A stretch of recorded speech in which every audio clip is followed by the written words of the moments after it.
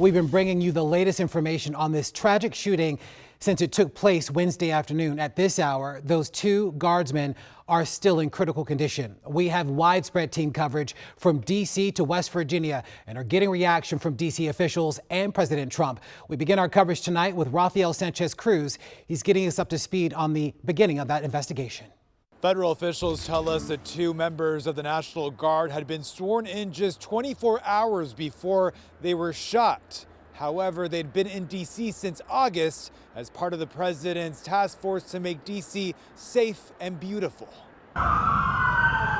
Federal officials calling it an act of terror. A lone gunman opened fire without provocation, ambush style. That's how they describe Wednesday's shooting, targeting two members of the National Guard in downtown D.C. The district's U.S. Attorney, Janine Pirro, giving more insight into the shooting.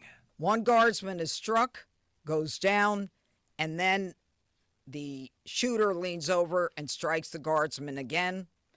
Another guardsman is struck several times. The members of the National Guard identified as 24-year-old Andrew Wolf and 20-year-old Sarah Beckstrom, both of West Virginia. Two families are shattered and destroyed and torn apart as a result of the actions of one man. That man identified by officials as Ramanullah Lakanwal. You picked the wrong target, the wrong city, and the wrong country. The Department of Homeland Security says the Afghan national came to the U.S. seeking asylum in 2021 under the Biden administration's program in the wake of the U.S. military withdrawal from Afghanistan. His asylum was approved this past April. Officials add Lakanwal worked with U.S. agencies while in Afghanistan. We should not have to live in fear in the nation's capital, especially by one who came here from a foreign country. FBI Director Kash Patel says he's launched a coast-to-coast investigation. There is confirmation now that the subject had a relationship in Afghanistan with partner forces.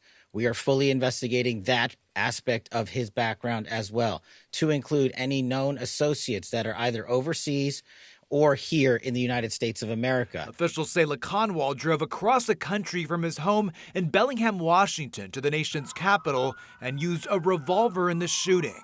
Somebody drove across the country, came to Washington, D.C. to attack America. And that person will be prosecuted to the fullest extent of the law. These young people should be at home in West Virginia with their families. For now, the alleged shooter is facing 3 counts of assault with intent to kill while armed and possession of a firearm during a crime of violence. Investigators say it's too early to determine a motive. The Department of Homeland Security has stopped all immigration requests from Afghan nationals indefinitely, and President Donald Trump is calling on an immigration crackdown. Rafael Sanchez Cruz, WUSA 9. Well, new tonight, we're getting a closer look at the scene where two National Guard members were shot in downtown D.C.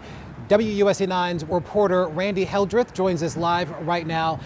Randy, we understand that there are still remnants of the tragedy that are certainly visible this evening. Yeah, good evening to you, Larry. So we know yesterday this area was locked down as law enforcement swarmed in to start this investigation.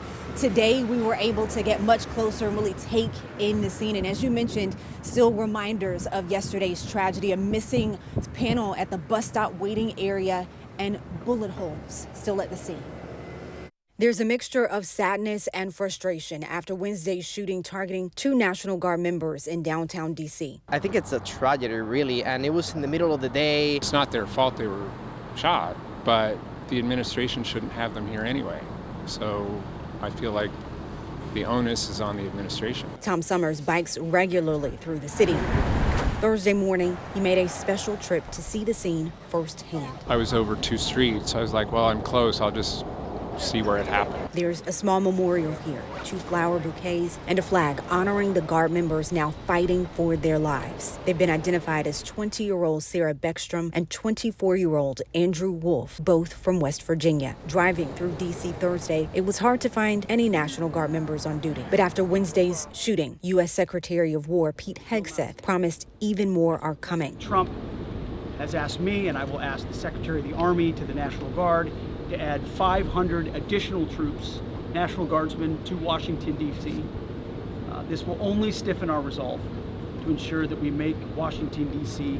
safe and beautiful. Some D.C. locals say the National Guard's presence hasn't made them feel safer and believe everyone should go home. There's perceptual fear that things are more dangerous than they are. Others, I don't really have a reaction for that. I don't really know how to feel about it. It's a really sudden news, and I guess we'll see how it develops. last week, a judge ordered the Trump administration to end the months-long occupation of D.C. by the National Guard, ruling it illegally intrudes on local officials' authority to direct law enforcement in D.C. That order, though, is on hold for 21 days to allow for an appeal. And I want you to take a look at your screen. There was some questions from people passing by the scene today about what appeared to be a piece of evidence with markers on it and bullet holes tossed into a trash can near the scene. It certainly raised our attention. I reached out to the FBI to get answers about this. I was told by a spokesperson that this was part of the investigation, that they removed bullets from this metal planter that was struck during the shooting. They took those bullets out as part of the investigation, but determined what you see on your screen was no longer needed as they continue to move forward and process everything that happened. And so that is why it was seen in the trash can. But the FBI spokesperson I spoke to today emphasized that they got what they need for this investigation. And ultimately what was in the trash can was not needed, but it raised a lot of people's attention.